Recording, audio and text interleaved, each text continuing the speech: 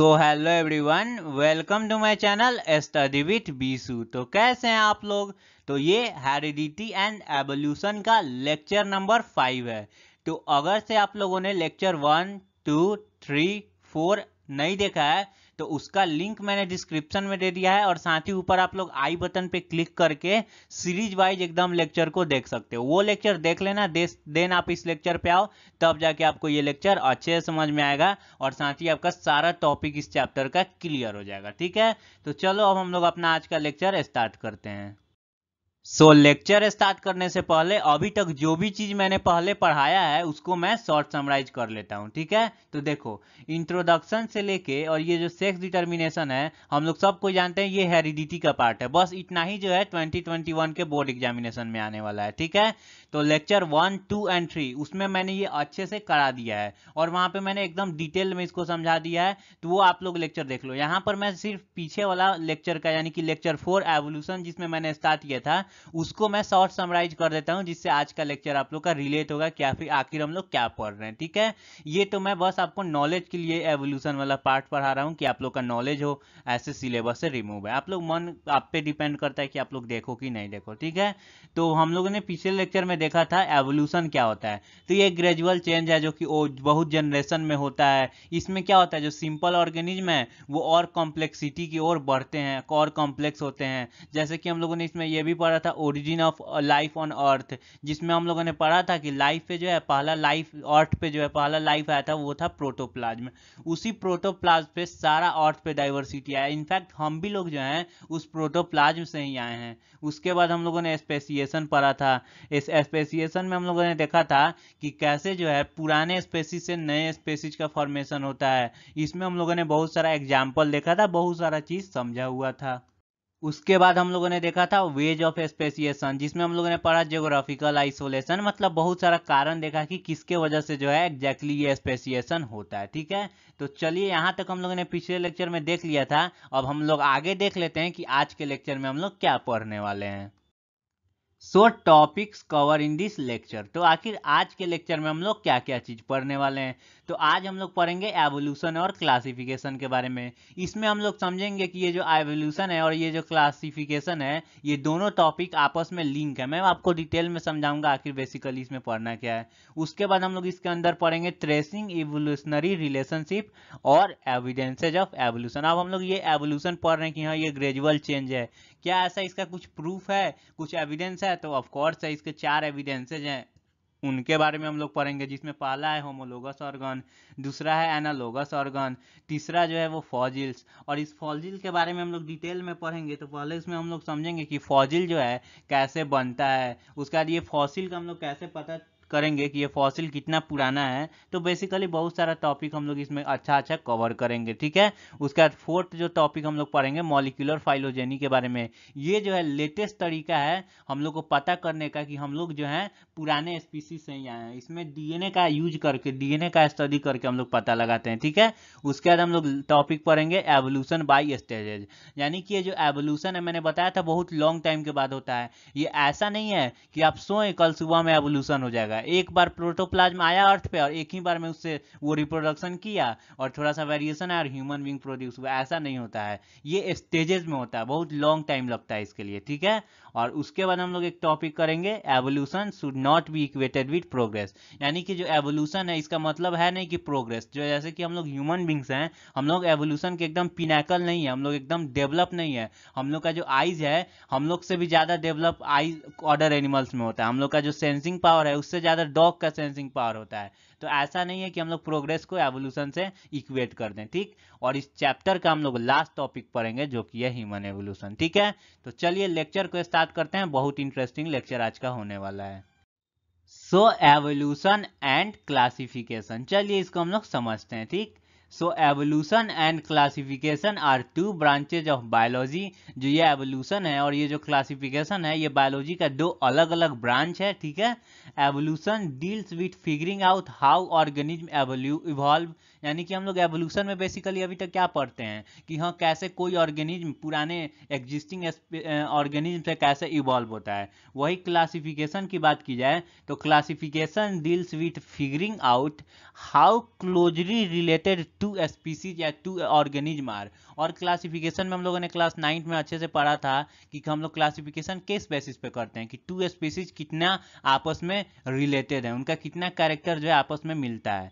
ठीक, तो in this topic we study there is a link between this two branches of biology. और इस topic में हम लोग पढ़ेंगे कि ये एवोल्यूशन और क्लासिफिकेशन में आखिर क्या लिंक है। ठीक है, we are going to explore what that link is. हम लोग यहाँ पर जानेंगे कि आखिर इन दोनों के बीच में लिंक क्या है। ठीक है, तो चलो उसको हम लोग समझ लेते हैं। तो similarities in characteristic among organism allow us to classify them into groups। अब हम लोग बताओ क्लासिफिकेशन कैसे करते हैं, उनका कैरेक्टरिस्टिक ही ना देख के, क्या वो खाते हैं, उनका मतलब कि बॉडी का स्ट्रक्चर कैसा है, वो कैसे रहते हैं, इन्वायरमेंट में कैसे इंटरेक्ट करते हैं, यानी कि वो फोटोसिंथेसिस मतलब हेट्रोट्रॉफिक मोड ऑफ न्यूट्रिशन से अपना फूड बनाते हैं कि ऑटोट्रॉफिक मोड ऑफ न्यूट्रिशन से। तो बेसिकली ये सब चीज़ हम लोग देख के उनका क्लासिफिकेशन करते हैं। If two species share a lot of common characteristics we will say they are very closely related। और हम लोग जानते हैं और हम लोग ऐसे ही सेम करते हैं कि जब दो स्पीसीज या दो ऑर्गेनिज्म को हम लोग देखते हैं कि वो आपस में बहुत ज़्यादा कॉमन कैरेक्टरिस्टिक रखते हैं तो हम लोग उनको कह देते हैं कि आपस में वो बहुत क्लोजली रिलेटेड हैं। जैसे हम लोग ह्यूमन बींग्स हैं और चिंपैंजीज हैं, हम लोग दोनों आपस में बहुत सारा कॉमन कैरेक्टर शेयर करते हैं, जैसे कि उनके भी 2 हाथ 2 पैर हैं, हम लोग के भी 2 हाथ 2 पैर हैं। हम लोग का फेस का जो डिजाइन है वो उन लोग का भी फेस का डिजाइन लगभग लगभग सेम है। ठीक है, वो जैसे चलते हैं लगभग उसी तरह हम लोग चलते हैं, वो जो खाते हैं वही चीज़ हम लोग खाते हैं। तो बहुत सारे मतलब कि बेसिकली सिमिलरिटीज है। तो मैं यहाँ पर यही चीज़ आपको बता रहा हूँ कि अगर दो स्पीसीज जो है आपस में बहुत सारा कॉमन कैरेक्टरिस्टिक शेयर करते हैं, हम लोग कह सकते हैं कि वो दोनों आपस में बहुत ज़्यादा क्लोजली रिलेटेड हैं। ठीक, and the more closely they are related the more recently they will have the ancestor, a common ancestor। अगर मान लो दो स्पीसीज आपस में बहुत ज़्यादा कैरेक्टर शेयर करते हैं, दोनों बहुत एक दूसरे के सिमिलर हैं, तो क्या हम लोग कह सकते हैं कि वो दोनों जो हैं एक ही कॉमन एंसेस्टर से आए हैं? ऑफ कोर्स कह सकते हैं। इसको मैं एक एग्जांपल से समझाऊं तो देखो, इसको एक एग्जांपल से मैं यहाँ पे समझाता हूँ। तो let us take an example of brother and sister. ठीक है, हम लोग एक एग्जांपल लिखते हैं एक भाई और एक बहन का। They are closely related because they have a common ancestor their parents. एक ब्रदर और एक सिस्टर को ले लो तो उन दोनों का काफी कैरेक्टर, क्या बहुत ज्यादा कैरेक्टर सिमिलर होगा। क्यों? क्योंकि वो दोनों जो हैं एक पेरेंट्स से आए हैं, वो अपने मम्मी पापा से, वो अपने पेरेंट्स से, कॉमन एंसेस्टर। वही sister and her first cousin, या फिर उनके एक सिस्टर है और उसके चाचा का बेटा है, कजन है उनका, दे आर ऑल्सो रिलेटेड बस lesser in degree than brother and sister. देखो, एक तो भाई बहन तो आपस में बहुत ज़्यादा क्लोजली रिलेटेड है क्योंकि उन दोनों के पेरेंट्स सेम है, उनके फादर मदर। लेकिन वही उसमें से एक सिस्टर ले लो और उनके एक चाचा का बेटा ले लो यानी कि कजन, वो भी उस सिस्टर के रिलेटेड है लेकिन कम रिलेटेड है उसके भाई के मुकाबले। क्यों? क्योंकि ये रिलेटेड इसलिए है, दिस इज बिकॉज, यहाँ पर मैं आपको क्लियर कर दूं, this is because cousins have common ancestor in form of grand parents not their parents. और वो कजन क्यों रिलेटेड है? क्योंकि इन दोनों के ग्रैंड पेरेंट्स जो हैं वो कॉमन है। तो बेसिकली यहाँ पर हम लोग क्या देख रहे हैं, देखो यहाँ पर हम लोग कैरेक्टरिस्टिक या सिमिलरिटीज को देखते हैं क्लासीफाई करने के लिए। ठीक, और उसका अब जब दो स्पेसीज आपस में बहुत ज्यादा क्लोज हैं तो वो क्या हम लोग कह देंगे कि उनका दोनों के कॉमन एंसेस्टर हैं। तो ये कॉमन एंसेस्टर क्या है? This is evolution. ये हम लोग एवोल्यूशन को जान रहे हैं और वही वहां पर हम लोग सिमिलरिटीज के बेसिस पे क्लासिफिकेशन कर रहे हैं। ये क्या है? क्लासिफिकेशन है। तो आप लोग यहाँ पर देख रहे हैं लिंक क्या है। So now we can consider that classification of species is reflection of their evolutionary relationship। तो यहाँ पर हम लोग को क्लियर हो रहा है कि हाँ एवोल्यूशन और क्लासिफिकेशन आपस में लिंक है। मैं यहाँ पर एक बार आपको और कंक्लूड कर देता हूँ। क्लासिफिकेशन मतलब क्या? हम लोग दो ऑर्गेनिज्म को, दो स्पेसीज को कैरेक्टर के बेसिस पे हम लोग डिसाइड करते हैं कि ये दोनों का अगर आपस में कैरेक्टरिस्टिक सेम है यानी ये दोनों आपस में बहुत ज्यादा क्लोजली रिलेटेड हैं। ये क्या हम लोग कर रहे हैं? क्लासिफिकेशन। और क्लोजली रिलेटेड हैं यानी उनका एक कॉमन एंसेस्टर होगा। जैसे हम लोगों ने एक यहाँ पर एग्जांपल के थ्रू ब्रदर और सिस्टर का भी समझा, और ये कॉमन एंसेस्टर हम लोग देख रहे हैं यानी हम लोग एवोल्यूशन की ओर चल रहे हैं। तो देख रहे हैं आपस में ये दोनों कैसे लिंक्ड हैं। तो बेसिकली यही इस टॉपिक में आप लोगों को पढ़ना था। ठीक है, तो चलिए अब हम लोग आगे चलते हैं, नेक्स्ट टॉपिक को समझते हैं। सो नेक्स्ट हम लोग का टॉपिक है ट्रेसिंग एवोल्यूशनरी रिलेशनशिप्स और एविडेंसेज ऑफ एवोल्यूशन। ठीक है, चलिए इसको हम लोग समझ लेते हैं। तो there are 4 sources of evidence to support the theory of evolution. हम लोग के पास बेसिकली 4 ऐसे सोर्स हैं जो कि सपोर्ट करते हैं एवोल्यूशन के थ्योरी को। जो भी हम लोगों ने हाइपोथेसिस अभी तक पढ़ा है कि हाँ पहले ऑर्गेनिज्म ऐसे थे अब ऐसे हो गए, तो बेसिकली क्या है, हम लोग ऐसा एज्यूम ही ना कर रहे हैं। ठीक, तो क्या इसके एविडेंसेज हैं? तो ऑफकोर्स इसके एविडेंसेज हैं, जिसमें हम लोग पढ़ेंगे इसके एविडेंसेज ऑफ एवोल्यूशन में homologous organ, analogous organ, fossils और मॉलिक्यूलर फाइलोजेनी के बारे में। ठीक है, चलिए हम लोग बारी बारी से इस एविडेंसेज ऑफ एवोल्यूशन को हम लोग समझ लेते हैं। तो पहला नंबर पे हम लोग का आता है होमोलोगस ऑर्गन। ये क्या होता है? तो homologous organs are those which have a common similar या फिर कॉमन या similar structure but different in function. ये ऐसे स्ट्रक्चर होते हैं जो कि आपस में स्ट्रक्चरल, अगर स्ट्रक्चर की बात की जाए तो एकदम सिमिलर होते हैं, लेकिन इनका जो फंक्शन है वो बहुत अलग अलग होता है। ठीक, for example the wings of bat and forelimbs of human beings are common in structure but different in function. They are similar structure but perform different function. देखो ये बैट का जो है ये विंग है और ये ह्यूमन बींग्स का जो है फोर आर्म है। ठीक है, या फॉर विंग्स है। ठीक, अब देखो ये फॉरलिम्स जो ह्यूमन का है और ये जो बैट का स्ट्रक्चर है, ये दोनों का स्ट्रक्चर देखो आपस में सेम है। यहाँ देखो ये फिंगर 5 है, यहाँ पे भी इन लोग का देखो ये फिंगर 5 है। ये बीच वाला स्ट्रक्चर देखो, ये देखो, ये देखो और ये देखो, स्ट्रक्चर आपस में दोनों सिमिलर है कि नहीं? हम लोग कह सकते हैं स्ट्रक्चर इनका दोनों में सिमिलर है, लेकिन इनका फंक्शन डिफरेंट है। ठीक है, फंक्शन डिफरेंट कैसे है? तो ह्यूमन बींग्स जो हैं वो अपना फॉरलिम्स का यूज करते हैं to grasping and perform task. ठीक, वही जो बर्ड्स हैं या फिर बैट्स जो हैं वो अपने विंग्स का यूज करते हैं फ्लाइट के लिए, फ्लाइंग में। ठीक है, ये बर्ड्स नहीं, यहाँ पर आप लोग बैट कर लेना। ठीक है, ये बैट्स जो हैं इनका विंग का यूज है उड़ने में, और वही ह्यूमन का हैंड का यूज है ग्रास्पिंग में, है डिफरेंट डिफरेंट टास्क को परफॉर्म करने में। तो देखो यहाँ पर फंक्शन डिफरेंट है, लेकिन इन दोनों का जो स्ट्रक्चर है सेम है। अब इसके बेसिस पे हम लोग कैसे कहें कि हाँ ये एविडेंस है एवोल्यूशन का? तो जो homologous organ provide evidence that all these species evolve from A common ancestor. यहाँ पर क्लियर हुआ, इन दोनों का स्ट्रक्चर सेम है, इसका मतलब जो है ये दोनों एक कॉमन जो है एंसेस्टर से बिलोंग कर रहे हैं, वहीं से इवॉल्व हुए हैं, लेकिन इनका फंक्शन बदल गया है ड्यू टू इन्वायरमेंटल कंडीशन। बहुत सारा कंडीशन की वजह से इनका फंक्शन बदल गया, लेकिन स्ट्रक्चर सेम होने की वजह से हम लोग कह सकते हैं कि ये एक कॉमन एंसेस्टर से इवॉल्व हुए हैं। ठीक है, चलिए हम लोग अब नेक्स्ट टॉपिक को और चलते हैं।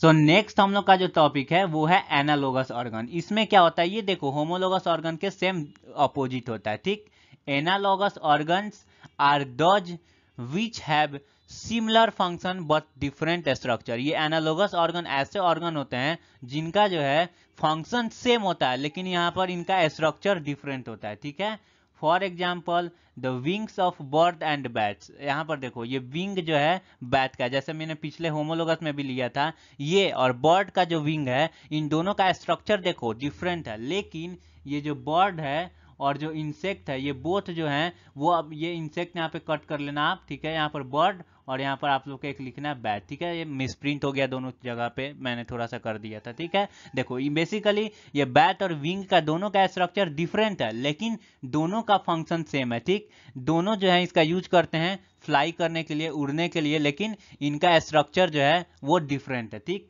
this happens because sometimes animals belonging to different group but live in same habitat। अब ये कैसा हो जाता है, जैसे कि ये दोनों जो हैं इनका हम लोग क्या कह सकते हैं दोनों के कॉमन एंसेस्टर है? नहीं, क्योंकि इनका स्ट्रक्चर डिफरेंट है। ठीक, लेकिन जबकि ये एक जगह पे रह रहे हैं तो इसके वजह से this forces them to lead a similar type of life in this habitat.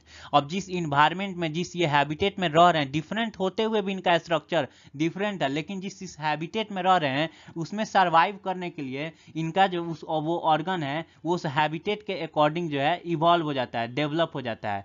This lead to the development of different organ to perform similar function in order to survive better. मैंने बताया ना, इन दोनों का स्ट्रक्चर पहले देखो different है, यानी इनके कॉमन एंसेस्टर नहीं है, लेकिन ये एक हैबिटेट में रहते हैं जहां पे उनको अगर सर्वाइव करना है तो उनको ये ऑर्गन का फंक्शन धीरे धीरे, मतलब ऐसा नहीं है कि एक ही जनरेशन, कुछ जनरेशन के बाद इन ऑर्गन का जो है फंक्शन बदल गया, उस हैबिटेट के अकॉर्डिंग चेंज हो गया। ठीक, तो अब ये किस तरह से एवोल्यूशन में एविडेंस है? तो analogous organ provide mechanism for evolution, ये हम लोग को बताता है कि कैसे जो है एवोल्यूशन का मैकेनिज्म है, यानी कि इन्वायरमेंट में सरवाइव करने के लिए कैसे जो है ऑर्गेनिज्म अपना मतलब कि ऑर्गन का फंक्शन बदल देता है। तो बेसिकली ये बता ही ना रहा है कि मैकेनिज्म क्या है एवोल्यूशन का, सरवाइव करने के लिए बेटर। हम लोगों ने एवोल्यूशन में भी पढ़ा था, ये एवोल्यूशन जो हैपन होता है बेसिकली उस ऑर्गेनिज्म को चेंजिंग इन्वायरमेंट में सरवाइव करने का भी कैपेबिलिटी देता है। तो बेसिकली यहाँ से हम लोग को ये भी एविडेंस मिल जा रहा है, ठीक है।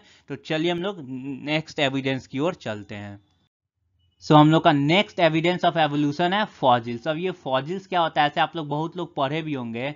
तो फॉजिल्स आर दैट प्रिजर्व रीमेन्स और इम्प्रेशन ऑफ एंशियंट एनिमल्स और plants that died millions of years ago. ये जो फॉजिल्स है ये कुछ ऐसा प्रिजर्व्ड जो है इम्प्रेशन होता है, रीमेन्स होता है, ये बोन भी हो सकता है या फिर उनका स्ट्रक्चर भी होता है, हो सकता है इम्प्रेशन हो सकता है, जो कि पुराने जो हम लोग के एनिमल्स हैं या फिर प्लांट हैं जो कि बहुत साल पहले मर चुके हैं, ये उनका प्रिजर्व इम्प्रेशन होता है, ठीक है। अब देखो ये जो है ये डायनासोर का फॉजिल है, ठीक है। अब देखो ये डायनासोर का जो फॉजिल है ये आज हम लोग को ऐसे कैसे मिल गया। तो बेसिकली ये डायनासोर हम लोग जो आज हम लोग फिल्म में देखते हैं, बहुत जगह सुनते हैं कि पहले था अब ये एक्सटिंक्ट कर गया, तो हम लोग कैसे जाने कि ये डायनासोर पहले था।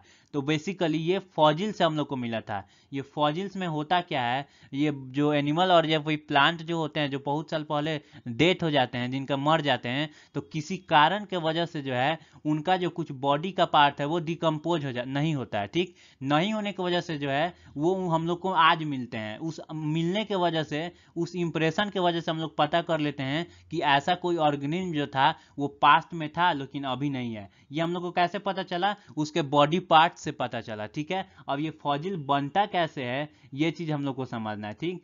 तो usually when organism die their body will decompose and be lost। देखो यूजुअली क्या होता है, ऑर्गेनिज्म जो मरता है तो उसका बॉडी डिकम्पोज हो जाता है और खत्म हो जाता है, but in once in a while the body or at least some parts may be in an environment that does not let it decompose completely. अब होता क्या है, कभी कभी जो है इन्वायरमेंट में जब कोई ऑर्गेनिज्म डेथ करता है तो उसका पूरा जो बॉडी है वो डिकम्पोज नहीं हो पाता है। इसके बहुत सारे कारण होते हैं, जैसे हम एक एग्जांपल के थ्रू समझते हैं। For example, if a dead insect get caught in hot mud it will not decompose quickly and mud will be eventually harden and retain the impression of body parts of insect। जैसे मान लो ये एक mud है गिरा गिला, ठीक। इसमें क्या हुआ, एक इंसेक्ट आया मर गया, इसमें गिर गया। अब अचानक से ये मड क्या हुआ, टाइट हो गया, सॉलिड फॉर्म में आ गया, सॉलिड फॉर्म में। अब इसके अंदर जो ये इंसेक्ट था उसके बॉडी का जो शेप है का उसका इंप्रेशन यहाँ पे बन जाएगा कि नहीं, बन जाएगा। तो इसी के वजह से ऐसे ही बेसिकली फॉजिल्स बनता है। कभी कभी क्या होता है, इसका बोन इसके अंदर फिक्स हो जाता है, जैसे वुड के अंदर से रेजिन्स गिरता है, मैंने पढ़ाया हुआ था पिछले लेक्चर में। प्लांट का जो है एक मतलब कि वेस्ट मटेरियल होता है, वो रेजिन में मान लो लेट से कि उसमें कोई सपोज इंसेक्ट उसमें भी आके फंसा और रेजिन टाइट हो गया, तो उस रेजिन के अंदर जो है उसका स्ट्रक्चर बन जाएगा ना जी, ठीक। तो बन जाता है, इसी की वजह से जो है हम लोग जान पाते हैं कि पास्ट में ऐसा कोई स्पीसीज होता था, ठीक है। तो all such preserve traces of living organism are called fossils. तो यही जो प्रिजर्व जो ट्रेसेस होते हैं, इंप्रेशन होते हैं, रिमेनिंग पार्ट्स होते हैं जो कि पुराने ऑर्गेनिज्म के होते हैं, उसी को हम लोग फॉसिल्स कहते हैं। तो बेसिकली आई होप आपको यहाँ पर मैं सारा चीज़ क्लियर कर पा रहा हूँ। ये चीज़ देखो, ये डिफरेंट डिफरेंट फॉसिल्स हैं। ये देखो ये कैसे कोई ये एनिमल है उसका यहाँ पर ये इंप्रेशन रह गया है। यहाँ पर देखो ये कोई फिश टाइप लग रहा है, ये फिश का इंप्रेशन कैसे रह गया है किसी स्टोन पे। तो बेसिकली यही चीज़ हम लोग को फॉसिल्स में पढ़ना है, ठीक। अब चलिए हम लोग आगे इसमें देखते हैं और क्या क्या चीज़ देखना है। सो एनसीईआरटी में एक टॉपिक बहुत इंटरेस्टिंग दिया हुआ है, डू यू नो करके। मैं यहाँ लाइन बाई लाइन नहीं पढ़ाऊंगा, स्लाइड में ऐड कर दिया हूँ, इसको थोड़ा आप लोग को समझना है, ठीक। मान लो आज से 100 साल पहले कुछ इन्वर्टेब्रेट्स थे, वो रहते थे, ठीक है। वो सी के अंदर रहते थे। अब क्या हुआ कि वहाँ पर जैसे जैसे टाइम बीतता गया वहाँ पे सैंड एक्यूमुलेट करते गए और वो डेड जो भी मरते थे वो क्या होते थे, वो सैंड उस पर एक्यूमुलेट होते गया। यहाँ पर देखो ये पहले इन्वर्टेब्रेट्स रह रहे हैं, ठीक है। इसके ऊपर क्या हुआ, सैंड आ रहा था, एक्यूमुलेट हो रहा था। अब ये डेथ कर रहे थे तो ये सैंड इसके ऊपर एक्यूमुलेट होते गया और ये एक सैंड के अंदर यहाँ पर देखो पैक्ट हो गए, ठीक। अब उस कुछ टाइम बाद यहाँ पर डायनासोर लाइक स्ट्रक्चर, वो भी यहाँ पर देखो डायनासोर जो है ये रहता था। ठीक है, डायनासोर रहता था। अब ये भी जब मरता था तो होता क्या था, इसका बॉडी पार्ट्स यहीं रह जाता था। ये देखो, ये डायनासोर का बॉडी पार्ट है, और इस पर भी सैंड एक्यूमुलेट होता था, और एक्यूमुलेट होने के बाद ये भी एक लेयर में आ जाता था और ये भी नीचे दब जाता था। ठीक, उसी तरह क्या होता था, बॉडी पार्ट देखो यहाँ पर कुछ ही बॉडी, यहाँ ड्रैगन का हेड ही सिर्फ फॉसिलाइज हुआ है, सिर्फ यहाँ पे हेड ही जो है वो सैंड के अंदर रह पाया। बहुत सारा पार्ट जो है डिकम्पोज हो जाता है, कुछ ही पार्ट्स रह पाते हैं, फॉसिलाइज हो पाते हैं। ठीक, उसके बाद कुछ टाइम के बाद लेट से कि हॉर्स लाइक कुछ एनिमल आया, वो भी वहीं पर रहता था उसी हैबिटेट में, और वो भी जब डेथ किया तो उसके ऊपर भी सैंड एक्यूमुलेट होते गया, और एक्यूमुलेशन होने के बाद देखो ये जो हॉर्स लाइक स्ट्रक्चर है उसका भी जो कुछ बॉडी का पार्ट्स है, इंप्रेशन है या फिर बोन है, वो भी इस सैंड के अंदर एक्यूमुलेट हो गया और फॉसिलाइज हो गया। तो बेसिकली देखो, जब यहाँ पे हम लोग खुदाई करेंगे तो पहले हम लोग को क्या मिलेगा, उस हॉर्स का जो इंप्रेशन है या बॉडी पार्ट्स है या फॉसिल है वो मिलेगा। उसको और हम लोग डीपर डिग करेंगे तो क्या मिलेगा, हम लोग को वो ड्रैगन का जो है फॉसिल वो मिलेगा। उसके अंदर और हम लोग अगर डिग करें और खुदाई करें और गहरा और डीप, तो हम लोग को क्या मिलेगा, वो जो इन्वर्टेब्रेट्स थे उनका फॉसिल्स मिलेगा। तो बेसिकली यहाँ पर ये समझाया गया कि जो फॉसिल्स है ये लेयर बाय लेयर कैसे फॉर्म होता है। ठीक है, तो आई होप आपको ये चीज़ समझ में आ रहा होगा। चलिए हम लोग नेक्स्ट टॉपिक की ओर चलते हैं। अब यहाँ तक तो हम लोग जान गए कि हाँ भैया फॉजिल्स ऐसे बनता है, और फॉजिल्स जो है कैसे हम लोग को इंफॉर्मेशन देगा कि कितना पुराना फॉजिल है। लेट से मान लो हमको यहाँ पर ये ड्रैगन का एक हेड मिल गया फॉजिल, ठीक है, जमीन के अंदर हम लोगों ने खुदाई किया, मिल गया। अब हम लोग कैसे पता करेंगे कि ये कितना पुराना है। ठीक है, तो how do we know how old the fossils are, वो फॉजिल जो हम लोग को मिला वो कितना ओल्ड है। लेट से देखो यहाँ पर कुछ ये बॉडी का कोई ऑर्गेनिज्म का बॉडी का जो है इंप्रेशन मिला है। ठीक है, लेट से ये रॉक पर कुछ बॉडी जो ऑर्गेनिज्म है पुराने, उनका इंप्रेशन मिला। अब हम लोग कैसे पता करेंगे कि ये कितना पुराना फॉजिल है, ये कितना पुराना है। ठीक, तो इसके लिए जो है there are two ways to estimate this, इसके लिए दो तरीके हैं कि हम लोग एस्टिमेट कर पाएं कि वो फॉजिल जो है कितना पुराना है। देखो यहाँ पर मैं क्लियर कर दूं, हम लोग एक्यूरेट नहीं पता कर सकते, हाँ बस एस्टिमेशन लगा सकते हैं कि वो जो फॉजिल्स है वो कितना पुराना है। ठीक, तो पहला उसमें आता है डेप्थ ऑफ फॉसिल्स और रिलेटिव डेप्थ। इसमें क्या किया जाता है, age of fossils can be found by the estimation of depth of layer of rocks in which it found. इसमें हम लोग क्या करते हैं कि कितना जमीन के लेयर के अंडर वो फॉसिल्स हम लोग को मिला है, उसके बेसिस पे हम लोग उस फॉसिल का एज डिटरमाइन करते हैं। For example, if we dig into the earth and start finding fossils, it reasonable to support that the fossils we find closer to the surface are more recent than the fossils we find deeper in layer। Let say मान लो हम लोगों ने अर्थ में है खुदाई करना शुरू किया, और जो सबसे ऊपर हम लोग को फॉसिल्स मिलेगा, हम लोग कह सकते हैं कि हाँ ये रिसेंटली बना होगा, रिसेंटली का है। और वही उसके और अंदर हम लोग खुदाई करें, जितना हम लोग डीप जाते जाएंगे वो उतना ही पुराना फॉसिल्स होगा। तो बेसिकली ये क्या हो गया, एक हम लोग अंदाजा लगा लेते हैं डेप्थ के हिसाब से कि हाँ वो कितना पुराना फॉसिल्स है। ठीक, और दूसरा जो होता है वो होता है रेडियो कार्बन डेटिंग प्रोसेस। इसके वजह से भी हम लोग जो है पता लगाते हैं कि फॉसिल्स का एज कितना पुराना है। तो age of fossils can be found by detecting the ratio of different isotopes of same element in the fossil material. देखो ये हम लोग को बेसिकली इसके बारे में ज्यादा नहीं समझना है, इसमें जो है रेशियो हम लोग देखते हैं एलिमेंट का, आइसोटोप्स का कितना प्रेजेंट है उस फॉसिल्स में। ठीक है, और उसके अकॉर्डिंग हम लोग, ये बेसिकली आप लोग बस समझ लो कि हाँ फॉजिल्स का हम लोग को अगर डेट पता करना, एग्जाम में क्वेश्चन आ जाए कि फॉजिल का डेट कैसे पता करेंगे, तो बस हम लोग को ये दो प्रोसेस आना चाहिए। हाँ, एक रेडियो कार्बन डेटिंग के वजह से होता है और एक होता है रिलेटिव डेप्थ। इसी दो मेथड की वजह से जो है हम लोग फॉजिल्स का डेट पता करते हैं कि हाँ वो कितना पुराना है। और ये उतना डीप का चीज़ नहीं है, ये आप लोग आगे स्टडी में, हायर स्टडीज में पढ़ोगे इनके बारे में। ठीक है, तो मैं उम्मीद करता हूँ कि आपको ये चीज़ अच्छे से समझ में आ गया होगा। चलिए हम लोग नेक्स्ट टॉपिक की ओर चलते हैं। सो नेक्स्ट हम लोग का है मॉलिक्यूलर फाइलोजेनी। ठीक है, ये भी एक एविडेंस है एवोल्यूशन का, इसके बेसिस पे भी हम लोग एवोल्यूशन के थ्योरी को हम लोग कंसीडर कर सकते हैं। ठीक है, तो study which trace the evolutionary relationship on molecular level is called molecular phylogeny. अब देखो इसमें हम लोग जो है मॉलिक्यूलर फाइलोजेनी में हम लोग मॉलिक्यूलर लेवल पे एवोल्यूशन का मतलब स्टडी करते हैं, एवोल्यूशनरी रिलेशनशिप का। जैसे हम लोग के बॉडी के अंदर जानते हैं हम लोग डीएनए होता है, और उसी के अंदर हम लोग का जेनेटिक मटेरियल होता है। तो वो डीएनए क्या, एक मॉलिक्यूल है। ठीक, तो यहाँ पर हम लोग मॉलिक्यूलर लेवल पे हम लोग स्टडी करेंगे। ठीक है, इसमें मॉलिक्यूलर फाइलोजेनी में क्या होता है, डीएनए का स्टडी करके हम लोग बताते हैं एवोल्यूशनरी रिलेशनशिप को, कि कौन ऑर्गेनिज्म किससे इवॉल्व हुआ हुआ है, ठीक। Evolution occur due to DNA changes in DNA, हम लोग जानते हैं कि एवोल्यूशन ऑकर क्यों होता है, डीएनए में चेंज आने की वजह से। वही जब डीएनए चेंज होता है रिप्रोडक्शन के दौरान तो वेरिएशन आता है, और वही वेरिएशन जो है लाखों साल तक जब एक्यूमुलेट हो जाता है तो वो वेरिएशन का रूप ले लेता है, ठीक है। तो therefore by study of differences in DNA of organism we can learn about evolution. अब हम लोग दो ऑर्गेनिज्म मान लो हम लोग ले लिए और उनका जब डीएनए का हम लोग स्टडी करें तो दोनों में जो डिफरेंसेज आएंगे और सिमिलरिटीज आएंगे उसके बेसिस पे हम लोग एवोल्यूशन के बारे में समझ सकते हैं। So by this we can able to decide which organism evolve from whom।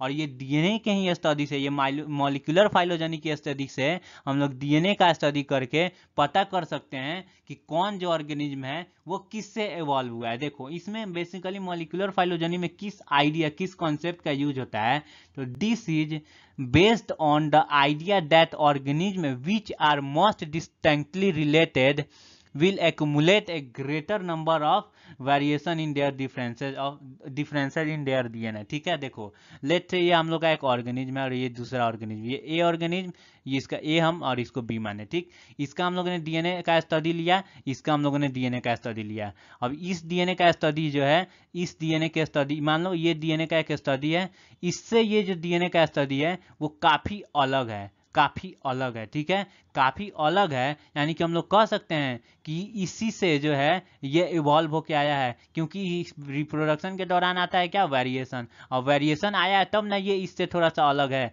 अब इससे मान लो यहाँ पर एक और हम लोग के पास ये ऑर्गेनिज्म आ गया, इसको हम लोगों ने सी कहा। अब इसका जो है डीएनए लगभग इसके सिमिलर है लेकिन उसके पास कुछ वेरिएशन भी है, तो क्या हम लोग कह सकते हैं ये इससे अब इवॉल्व होके आया है। तो बेसिकली इसी प्रिंसिपल पे जो है मॉलिक्यूलर फाइलोजेनी वर्क करता है, ठीक है। तो आई होप आपको ये चीज भी अच्छे से समझ में आया होगा। सो नेक्स्ट हम लोग का टॉपिक है एवोल्यूशन बाय स्टेजेस। ये जो एवोल्यूशन बाय स्टेजेस का मतलब है, यानी कि जो ये एवोल्यूशन है, evolution is a slow process and does not happen overnight. ये जो एवोल्यूशन है बहुत स्लो प्रोसेस है, ऐसा नहीं कि हम आज सोएं और कल सुबह में एवोल्यूशन हो जाएगा, ठीक। तो बेसिकली ये स्टेजेस में होता है, ठीक। Complexities do not evolve suddenly but evolve bit by bit over generation. और यही जो एवोल्यूशन जो है, ये जो कॉम्प्लेक्सिटी जो आता है इवोल्यूशन के थ्रू, ये सडनली नहीं आता है, ये जनरेशन बाय जनरेशन आता है, bit by bit over generation. Basically इसी को हम लोग बोलते हैं एवोल्यूशन बाय स्टेजेस, जिसको हम लोग दो एग्जाम्पल के थ्रू समझेंगे, ठीक है। पहला जो हम लोग का एग्जाम्पल है, for example evolution of eyes. देखो ये जो इनिशियल जो अर्थ था, eyes they are not present on initial stage of life on earth. जब इनिशियल में जब लाइफ आया था अर्थ पे, उस ऑर्गेनिज्म में जो था लाइफ जो आया था उसमें आई नहीं था, ठीक है। I would not have evolve through a single DNA change. और ये आई नहीं है कि, ऐसा नहीं है कि एक डीएनए में वेरिएशन आया और आई इवॉल्व हो गया, ठीक, ऐसा नहीं है, ये सिंगल चेंज से नहीं होता है। It evolve slowly slowly through a series of changes. और ये धीरे धीरे जो है इवॉल्व हुआ है, थोड़ा थोड़ा चेंज के अकॉर्डिंग, ठीक। जैसे कि एक प्लेटफॉर्म होता है जिसका नाम होता है प्लेनेरिया, प्लेनेरिया के बारे में हम लोग बहुत पढ़े होंगे। Is the first animal which so I like structure. ये हम लोग का प्लेनेरिया का इमेज है, और देखो यहाँ पर इसका आई लाइक स्ट्रक्चर हम लोग देखें, ये प्लेनेरिया ही ऐसा एनिमल था जिसके अंदर पहला आई लाइक स्ट्रक्चर हम लोग को दिखा था, ठीक। ये जो था डार्क स्पॉट्स के फॉर्म में था, dark spot on planaria are only light sensitive spots, it can not distinguish between two different object. और ये जो प्लेनेरिया पे जो आई आया था, पहला जो एनिमल था जिसपे आई का स्ट्रक्चर हम लोग को दिखा था, वो सिर्फ लाइट सेंसिटिव स्पॉट था, ठीक। वो सिर्फ लाइट को सेंस कर पाता था, ऐसा नहीं है कि वो ऑब्जेक्ट के बीच में जो है वो डिफ्रेंशिएट कर पाता था, ठीक। As evolution progressed from basic design of eye, more complex form of eye evolve. अब देखो जैसे एवोल्यूशन बढ़ते गया वैसे ही इसी आई से क्या हुआ, ये सिंपल था, बेसिक था, इसी से कॉम्प्लेक्स आई का स्ट्रक्चर मिला। जैसे हम लोग को देख लो, हम लोग का आई आज कितना एडवांस है, ठीक। This might be enough to give a fitness advantage. और ये प्लानेरिया का जो आई मिला था उसको बस एक फिटनेस एडवांटेज ही ना दे दिया था कि हाँ वो लाइट को सेंस कर पा रहा है। बेसिकली ये आई यहाँ से स्टार्ट हुआ, आई का एवोल्यूशन, और आज हम लोग के पास देखो आई कितना बड़ा है। तो बेसिकली यहाँ पर यही मैंने समझाया कि आई जो है अचानक से एक डीएनए चेंज में आया, डीएनए में चेंज, और अचानक से ये आई नहीं आ गया, ठीक। ये बहुत टाइम लगा तभी आई का ये जो है ये एवोल्यूशन हुआ था, ठीक है। तो आई होप आपको ये चीज समझ में आ रहा होगा। चलिए हम लोग दूसरा एग्जाम्पल को देख लेते हैं। तो दूसरा जो एग्जाम्पल है, for example evolution of feeders. जो पंख होते हैं उसका एवोल्यूशन कैसे हुआ था, चलो उसको देखते हैं। तो some of structure during the course of evolution change their function. देखो कुछ जो स्ट्रक्चर थे, कुछ जो बॉडी के ऑर्गन थे, वो एवोल्यूशन के दौरान वो अपना फंक्शन भी चेंज कर दिए। ठीक, bird make use their feeders for flying. जो बर्ड्स होते हैं वो अपना विंग का या फिर पंख का, वो पंख का क्या यूज करते हैं, उड़ने में यूज करते हैं। ठीक, however feeders did not evolve for flying. ये जो फीडर्स है आज ना बर्ड्स यूज करते हैं फ्लाइट में, उड़ने में, फ्लाइंग में, ये इवॉल्व हुए थे फ्लाइंग के लिए नहीं। ठीक, they evolve as a means of providing insulation to the body in cold weather. ये जो फीडर्स हैं ये सिंपली इसलिए इवॉल्व हुए थे कि उस ऑर्गेनिज्म को ठंड के दिन में इंसुलेशन प्रोवाइड कर सकें। ठीक, scientists have discovered fossils of dinosaur which had feeder for insulation against cold weather। ठीक, अब जो साइंटिस्ट हैं वो फॉजिल्स का जब मतलब कि स्टडी कर रहे थे तो उसमें उन्होंने पाया कि जो ड्रैगन के पास भी थे वो फीडर्स हैं जो कि उनका सिर्फ इंसुलेशन करते थे कोल्ड वेदर में। जैसे ये देखो डिफरेंट डिफरेंट फॉजिल्स है, ये फॉजिल्स के ऊपर आप लोग ये देख रहे हैं पंख, ये फॉजिल्स है, देखिए इसके ऊपर फीडर है। ठीक, ये फीडर जो था ये जनरली इवॉल्व हुआ था इसलिए कि वो ठंड के दिन में उस ऑर्गेनिज्म को गर्मी दे उस ठंड के अगेंस्ट। ठीक है, और आज के डेट में देखो तो बर्ड्स का जो फीडर है उनको उड़ने में मदद करता है। तो because of the dinosaur were reptiles it implies that birds evolve from reptiles. अब ये जो डायनासोर है इसके पास फीडर्स है जो कि रेप्टाइल है, तो इससे हम लोग ये भी चीज़ कंक्लूड कर सकते हैं ना कि जो बर्ड है वो भी इवॉल्व हुआ होगा रेप्टाइल्स से। तो आई होप आपको ये चीज़ समझ में आ रहा होगा कि कैसे जो है फीडर का एवोल्यूशन हुआ। वो इनिशियली डायनासोर में आया किसके लिए, ठंडी के दिन में उनको गर्मी प्रोवाइड करने के लिए, लेकिन आज वो क्या हुआ, एवोल्यूशन हुआ तो वो अपना फंक्शन ही चेंज कर दिया, आज वो काम आता है उड़ने में। ठीक, तो this might be enough to give a adaptive advantage. और ये जो एवोल्यूशन हुआ फीडर का, इससे क्या मिला, ये एक एडॉप्टिव एडवांटेज लेके आया। ठीक, क्या हुआ, जैसे ठंडा के दिन में डायनासोर को क्या करता था, गर्मी देता था, उसको एडॉप्शन करने में मदद किया। और आज बर्ड्स जो है फ्लाई कर रहे हैं, फ्लाइंग कर रहे हैं, तो ये किसके लिए काम आ रहे हैं, बेसिकली एडॉप्टेशन में ही काम आ रहे हैं। तो आई होप आपको ये चीज़ भी समझ में आया होगा और अच्छे से ये चीज़ क्लियर हो गया होगा कि हाँ ये एवोल्यूशन जो है स्टेजेस में होता है। ये फीडर एक बार में नहीं आ गया, ये बहुत टाइम लगा था तब जाके आज ये बर्ड में हम लोग फीडर देख रहे हैं। ठीक है, तो आई होप आपको ये चीज़ समझ में आया होगा। चलिए हम लोग नेक्स्ट टॉपिक की ओर चलते हैं। सो नेक्स्ट हम लोग का टॉपिक है evolution should not be equated with progress. ठीक है, इसमें हम लोग बेसिकली पढ़ेंगे कि एवोल्यूशन जो है उसको हम लोग इक्वेट नहीं कर सकते हैं प्रोग्रेस से। ठीक है, तो evolution should not be equated with progress. In fact there is a no real progress in the idea of evolution. ये एवोल्यूशन में ये प्रोग्रेस का कोई आइडिया नहीं है। ठीक है, new organism formed from evolution are not better always. ठीक है, अब जैसे देखो एवोल्यूशन को अगर हम प्रोग्रेस से मानते हैं तो यानी कि जब भी एवोल्यूशन होता है तो उससे जब स्पेसीज फॉर्म होंगे वो हमेशा डेवलप होंगे, बेटर होंगे पुराने वाले से, तो ऐसा नहीं है। For example this can be proved by a example of bacteria.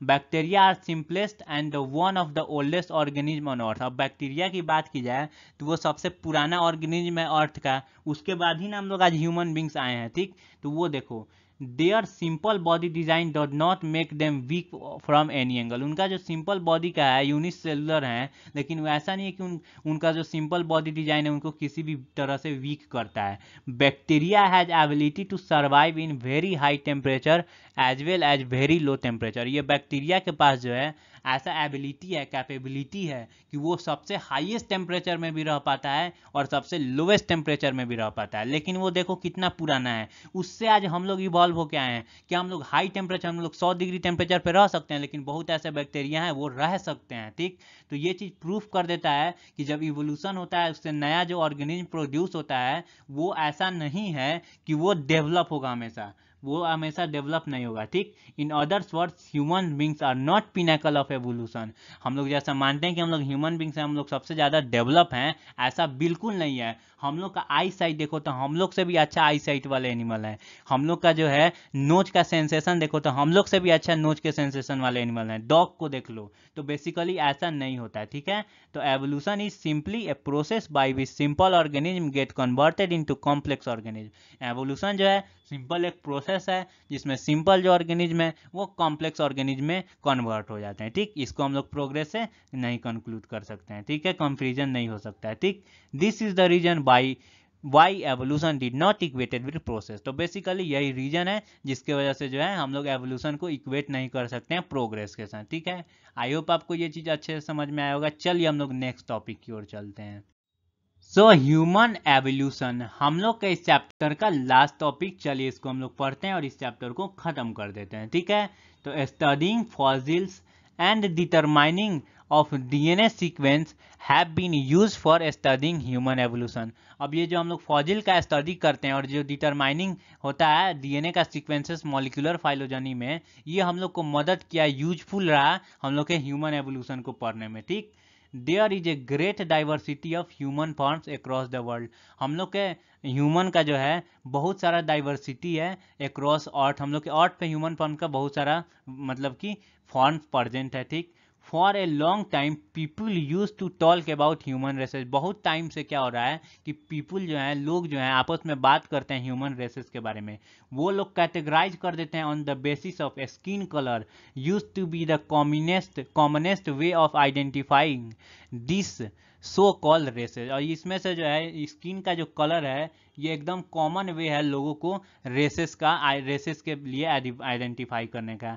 A major is question debated for a long time was have this apparent group evolve differently. क्या जो यहाँ पर हम लोग का एक क्वेश्चन आया, देखो पहला चीज ह्यूमन एवोल्यूशन। हम लोग के अर्थ पे बहुत सारा डाइवर्सिटी है ह्यूमन का बहुत जो ह्यूमन बींग्स हैं काले हैं, बहुत जो हैं गोरे हैं। ठीक, तो बहुत लोग जो है बहुत टाइम से ये मानते थे कि जो ये काले स्किन वाले जो लोग हैं वो दूसरे तरह के हैं और ये जो गोरे वाले स्किन के जो लोग हैं ये दूसरे तरह से हैं। ये दोनों अलग अलग तरीका से इवॉल्व हुए हैं। ठीक है, ऐसा लोग रेसेस के अकॉर्डिंग जो है ये क्लासिफिकेशन आपस में करते थे। ठीक, लेकिन जब लेटेस्ट जब टेक्नोलॉजी आया, लेटेस्ट जब स्टडी हुआ, तो the answer is that there is no biological basis of notion of human races.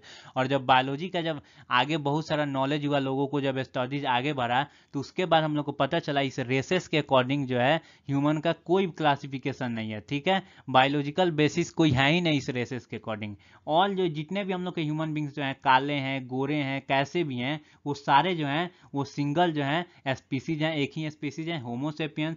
जितने भी ह्यूमन बींग्स थे वो इवॉल्व हुए थे अफ्रीका में। ठीक है, हम लोग का जो पहला ह्यूमन बींग्स था वो इवॉल्व हुआ अफ्रीका में, वहाँ रिप्रोडक्शन किया। ठीक है, बहुत सारा और ह्यूमन बींग्स आए। Some of them stayed there, but some migrated to the different parts of the world for food and shelter. अब कुछ जो थे ह्यूमंस वहाँ रुके और कुछ जो है खाना के तलाश में डिफरेंट पार्ट्स में वर्ल्ड के चले गए। और देखो आज वर्ल्ड के चारों तरफ जाने के बाद आज हम लोग का देखो कितने सारे कॉन्टिनेंट्स हैं, कितने सारे कंट्री हैं, कितने सारे चीज़ बट गए हैं, कितना ह्यूमन का पॉपुलेशन बढ़ गया। बेसिकली ये स्टार्ट हुआ था अफ्रीका से ही। ठीक, then due to genetic variation and environmental changes in different geographical regions they develop changes in their form and features। ठीक है, अब देखो अब जैसे जैसे ये लोग माइग्रेट किए तो जगह दूसरे जगह पे गए। अब वहाँ पे इन्वायरमेंटल कंडीशन, वहाँ पे वो लोग रिप्रोडक्शन किए तो वहाँ इन्वायरमेंटल कंडीशन के अकॉर्डिंग वेरिएशन आया, बहुत सारा चीज़ आया, तो उनके अंदर डिफरेंट फीचर्स आ गया, डिफरेंट फॉर्म्स आ गया। कोई काले हो गए, कोई गोरे हो गए, कोई पतले हो गए, कोई मोटे हो गए, लेकिन ये सारे सेम स्पीसीज के हैं, लेकिन वो अपने अंदर ये सारे फीचर्स अपने वहाँ इन्वायरमेंट के कंडीशन आ गया। ठीक है, तो humans have evolve like all other species on earth, they had come into being an accident of evolution. ऐसा नहीं है कि एवोल्यूशन जो है स्पेशल है हम लोग के लिए, ह्यूमंस के लिए। ये सिंपली एवोल्यूशन का प्रोसेस हुआ, तो जैसे सब स्पीसीज आते हैं नए नए एवोल्यूशन में, वैसे ही एक्सीडेंट हुआ, हम लोग ह्यूमन बींग्स भी आ गए। ठीक है, इसमें कोई खास बात नहीं है। And we are trying to live their lives the best way could. ठीक है, और वो अपना जैसे आए एवोल्यूशन के बाद ह्यूमन बींग्स, वो अपना एफर्ट डालने लगे अपने जीवन को सुधारने के लिए जितना वो हद तक सुधार सकते हैं। ठीक है, तो बेसिकली यही एक ह्यूमन एवोल्यूशन है कि ह्यूमन का एवोल्यूशन जो था वो सबसे पहले अफ्रीका में हुआ और वहीं से वो चारों तरफ गए, वहाँ रहें, वहाँ पर जैसा जैसा इन्वायरमेंटल चेंज हुआ वो अपने अंदर वैसा फीचर डेवलप कर लिए। ठीक है, तो चलिए थैंक यू सो मच, यहाँ पर हम लोग का पूरा चैप्टर ये खत्म होता है। अगर से आपको मेरा ये वीडियो लेक्चर, ये चैप्टर अच्छे से समझ में आया है तो ज़रूर इसे लाइक करिएगा, अपने दोस्तों के साथ शेयर करिएगा और साथ ही मुझे कमेंट में बताइएगा ज़रूर कि अभी तक तो आप लोग पूरा चैप्टर पढ़ लिए हैं, इस चैप्टर का सबसे अच्छा टॉपिक, इंटरेस्टिंग टॉपिक आपको कौन लगा मुझे ज़रूर कमेंट में लिख भेजिएगा, ज़रूर एक एटलीस्ट कमेंट में बताइएगा कि कौन टॉपिक आपको सबसे अच्छा लगा, ठीक है। अगर आप लोग मेरे चैनल पे नए हैं, चैनल को सब्सक्राइब कर लीजिए, बेल बटन को दबा दीजिए, जिससे जब भी मैं नया वीडियो डालूं आपके भी फ़ोन का घंटी बज जाए, ठीक है। तो चलिए, थैंक यू सो मच। अब हम लोग मिलते हैं नेक्स्ट लेक्चर में।